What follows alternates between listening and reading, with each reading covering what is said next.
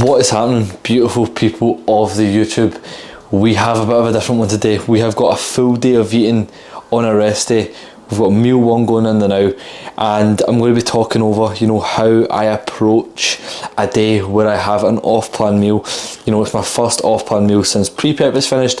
I'm going out tonight, and I will show you that food later on. But first of all, we have meal one going in right now. I'll put the totals up at the side here. We have got 100 grams of berries, 45 grams of whey, got some cinnamon in here with the berries in the whey, 100 grams of banana here, and we have the new addition of dark chocolate on toast. And we're going to put the banana on this as well. We're going to melt the dark chocolate ever so slightly on the toast. We're going to have that with banana, and it's going to go down an absolute treat. So yeah, literally this meal, this is on a non-training day. This meal throughout the entirety of pre-prep was ran trace carb, and that was even with training a top-up session for arms on a Sunday. Reason being for that is just allowing myself to be hungrier until my second meal of the day, and realistically most of my food came towards the latter end of the day, as that's where cognitive demanding tasks were on my rest day, and it also shortens that eating window for carbohydrates as well. Just means that I'm not going to be not dying, wasn't even close to being in the trenches, but not overly hungry towards the end of the day. So yeah, suffer a little bit at the start to then make sure the rest of the day is a little bit more smooth sailing. It's also got some benefits with regards to insulin sensitivity and stuff like that as well. So yeah, this is the first non-training day meal out of pre-prep, and we are adding in a direct complex carb source, with that being bread. We've got some seeded sourdough, we have got some berries, we have got some bananas. We are absolutely packed with fibre here, and dark chocolate is all over myself. So I'm going to show you this meal all together, and then I will see you again for meal number 2. Bosh, look at that. A little bit of dark chocolate melted. Hopefully that goes down a treat. Got the cinnamon in there too. Let's get it. One thing I was thinking of there as well, although the goal is obviously to provide sufficient micronutrients as well for whatever given phase you're in, one thing that I'm being really not hyper focused, but being focused on now in this sort of push up, if you like, this sort of 13 weeks that I have between pre-prep and actually starting prep, is I'm focusing on keeping my midsection tight. I know a lot of people are talking about that now. So obviously ways you can do that is not eat overly voluminous foods, and again that does come with a more sort of negative effects when it comes to eating, when it comes to over volumizing your foods. Can obviously skew off digestion, as well if you're talking like putting loads of water in rice, putting loads of water in cream of rice, and that another thing is what I was talking about there is the little bit of midsection distension. It's just not exactly ideal at all. So focusing on keeping my midsection nice and tight as I push up for these next 13 weeks. How I'm doing that is obviously spacing out my food throughout the day, but obviously still having like a priority list. I want to maybe whack it up here, having priority carbs. I do 4 meals in a day, pre-workout, last meal of the day, post-workout, first meal of the day, prioritizing them in that order. And on a rest day, you do have a little bit more flexibility. Just really I like to structure it around when I'm going to be doing cognitive tasks realistically, or if I'm going to be going out and doing an external activity that's not going to be training. But yeah, that's a little bit more on why I am placing a little bit more carbs in my first meal, as I didn't do that throughout the full of pre-prep. Today I am also going pottery painting as well. I know that's not full day of eating content, but you know, food gets eaten out of a bowl, so I will definitely get that up on the screen at some point. That will be between meal 2 and meal 3, and then meal 4 will be the off plan. We are having we're going to a small plate Italian, you know, pizza, pasta, sort of patter that is right up my street. Very excited for it. But yeah, I will catch you this time for meal number 2, which will be our rest day burgers. So we are back, just about to get our meal number 2 ready. That is burgers, which is normally our rest day meal 4. I've got a little surprise here as well, I'll go over that in a minute. That is normally our rest day meal 4. I will go over why I am having that as meal number 2. The off plan meal is again meal number 4. But we have a little bit of a surprise here. It may be the GOAT, you know, Rossi flavour. It is like Fanta oranges, you know, more handsome, leaner, stronger, bigger. You know, basically Fanta orange is you. This is the guy she tells you not to worry about. It's literally so fucking peak. Great flavour. Reason why we are going in with some caffeine on a rest day is sleep took a bit of a hit yesterday. I was up seeing my gran in the hospital, and also still had to do a food shop, have a meal, and begin setting up a new client after that as well. Pretty busy day yesterday. So just took the shit sleep on the chin, and you know, just sort of, yeah, we'll obviously we'll pay the price for it realistically, and the price this time is £1.65 for a nice little monster can. But yeah, going to begin prepping meal number 2. As I say, that is our rest day burgers, and that is a banger of a meal, so I will get that up in a little second. Bish bash bosh, we now have 2 burgers on a rest day as opposed to the one that we had during the diet. 180 grams of mince, 75 grams of banana. You will notice that I have a lot of bananas, so you will see me having a lot of bananas. Reason being, I do think it's important to get your fibre in, and if you're not actually tracking your fibre, please do. It's essential for your GI health. There's so many benefits to, you know, staying on top of your fibre. Again, if you don't track it, you don't really know what is really going on. It's all sort of up in the air a little bit. So important for increasing satiety, so important for GI motility, decreasing the risk for colon cancer, stuff like that. You know, when you digest fibre as well, your gut microbiome will produce short chain fatty acids, and this helps with a range of different things as well. So yeah, if you're not tracking your fibre, track your fibre. Eat stuff like bananas, you know, your leafy greens, whole grain bread and stuff like that, seeds, nuts, etc. Get your fibre in. We have got this meal in, meal 2, we've got burgers instead of our usual creamy chicken pasta.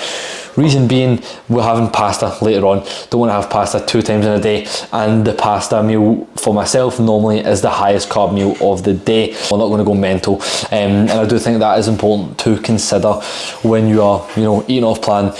You know, off plan does not just come under the one sort of bracket. You have, you know, off plan, like having an off plan meal like a pasta out, and then you also have, you know, ripping the cunt out of it, where you have, you know, Domino's pizza, few Five Guys burgers, you know. So I think it's important to sort of have subcategories underneath an off plan. So yeah, we are going for pasta later on. That's why pasta is out, and you know, making room in a way for that by reducing the highest carb meal of the day. So yeah, I'm going to get tucked into this burger, and I will see you for meal number 3. So the time is just about 4 o'clock. Meal number 3 is going in. We have chicken, rice. We've actually got a bit of spring onion that wasn't fitting on the burger earlier on. Wasn't letting the 1, 2 or 3 calories out of a menu. It was going to waste. Got some cheese in here as well. You know, this it does bring up the topic of not looking at food from face value, not just seeing, you know, cheese as like a fat stroke protein source. not seeing like, you know, like lean beef mince as just a protein source, not seeing, you know, I'm just trying to think of other things, for example, pasta as a carb source. You know, with cheese it's a lot deeper than that as well, especially with dairy as well, obviously with how rich it is in micronutrients, you know, zinc, vitamin B12, calcium, etc, etc. I do think that is important just to obviously take into consideration lots of other things when you are, you know, programming your meal plan. So yeah, we have got cheese, chicken, rice, onions, and we've also got 100 grams of berries. We are berry maxing today. Next meal will be the beautiful, beautiful off plan at around 7 o'clock. So yeah, let's get it. So we are back, wrapping up the full day of eating, how to manage off-plan meals. You know, I will put the food up here, somewhere around about here, and I will talk over what I had first actually. So I went out with my girlfriend, first off-plan meal since in about, you know, like 9 weeks, obviously since, actually maybe about 10 weeks actually, since obviously pre-prep diet was in place, and it was nice to get out. I was not overly, you know, food focused for this meal, but again, that's a whole different story on how to manage that, you know, in a dieting phase. But yeah, I'll put the photos up here. As I said, I got myself a little carbonara. You can't go wrong with a carbonara. I got a little pizza as well. It was some basil garlic cheesy pizza thing. It was lovely. Potatoes, some little fried vegetable things. Just trying to think what else was there. My missus, she got like a ragu. You know, it'll be all there anyway, so I'm not going to talk over it all.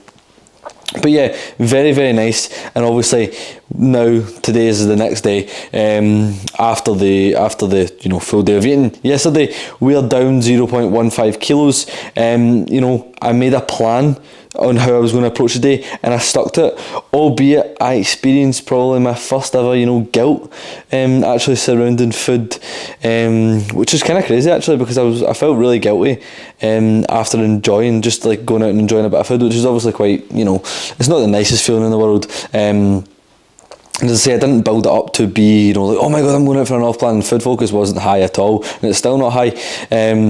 But like, as I say, I was a little bit, you know, anxious after. I was like, fuck, my weight in the morning is going to be this, that, and the next thing. Even though I didn't have like a copious amount of food, I didn't binge at all. And, you know, I woke up this morning and I hadn't spilled either. Like literally, we just looked full as anything. But yeah, like obviously that, you know, little blip of like anxiety, if you like, wasn't very nice, but it's good to, you know, obviously, as I say, have a plan in place, a structured plan in place. It's obviously backed by, you know, data that we have gathered, and that's the important thing, to be honest. I think, you know, when you're going to have an off-plan meal, you need to basically plan for it realistically, and how you can plan for it is having that backlog of data on how your body reacts to X, Y, or Z. Now, you're not going to have that if you're not tracking data, but data tracking is a whole different story, as I say again.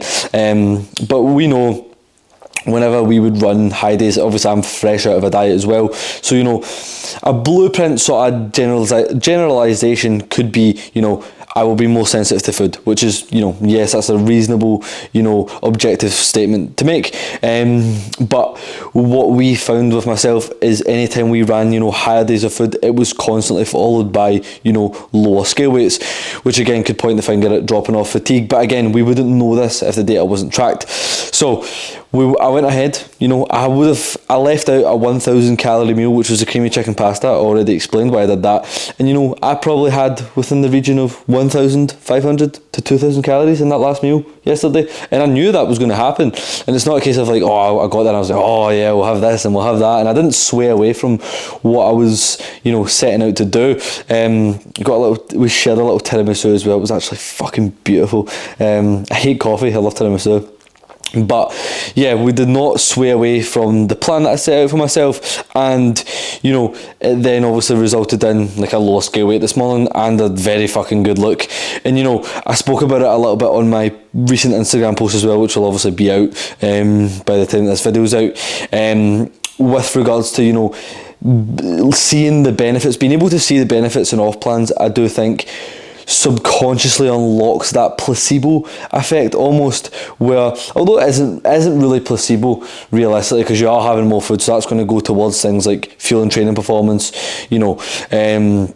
recovery and stuff like that as well. But when you are aware of it, when you are aware that is happening, you are then aware of the positives. So yeah, looking at an off-plan meal, seeing the benefits, that's not just going out for a nice meal out or whatever. But yeah, literally that is off-plan meal number one. Prep starts in around just over 12 weeks. I don't plan on having a weekly off-plan, and I'm not going to have a weekly off-plan.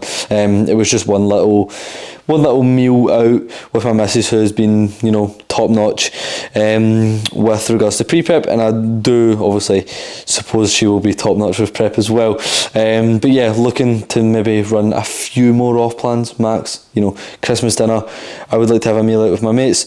My girlfriend's birthday, Christmas dinners with mates, girlfriend, etc. Maybe 5 tops. So we're looking at 13 weeks again and 5 off-plan meals. And when you manage them as well as I did, and that's not to blow my own trumpet, that's a case of just proper, what is it they say, proper, it's the 5 P's. It's like poor planning, proper planning prevents poor performance. I know it's not performance in this case, but you know what I mean. It was properly well executed, plan for it and all that sort of stuff, so I can, and I'm not just getting away. It's not, we don't look to get away with, I'm looking to get away with 5 more off-plan meals. It's a case of we plan round about them and then we fit them into what we're doing. And again, I'm not just going to have them for having them sake. It's again having them for social occasions, etc, etc. But yeah, that is all for today's video. I hope you can take a lot from it, from like a judging your off-plan meals sort of standpoint. And obviously as person dependent, phase dependent, how much data you have on yourself on how you react to XYZ. As I said, for example, if you're someone who's you just came out the back of a diet, and yourself, you're super sensitive to food, and that like you are susceptible to body weight spikes following large periods of large amounts of food from like a calorie standpoint, then you might want to have a trace carb. Say it's a training day, you might want to have a trace carb post workout meal, and then have that last trace carb meal 1, normal pre-workout meal. Again, just it's 1,000,001 different tools to play with, with regards to off-plan meals. But this one was managed very well, albeit a little bit of stress and anxiety came with it, which wasn't nice. But at the end of the day, I had full faith in the plan that I'd set out for myself, and obviously the data that we have gathered, and it has now resulted in something positive. But yeah, it's actually a weight drop as well, so I can smell another food increase. But yeah, that is all this time for today's full day of eating stroke how to manage putting in off-plan meals, in my case at the end of a diet phase. So yeah, thank you for watching, and I will speak to you soon.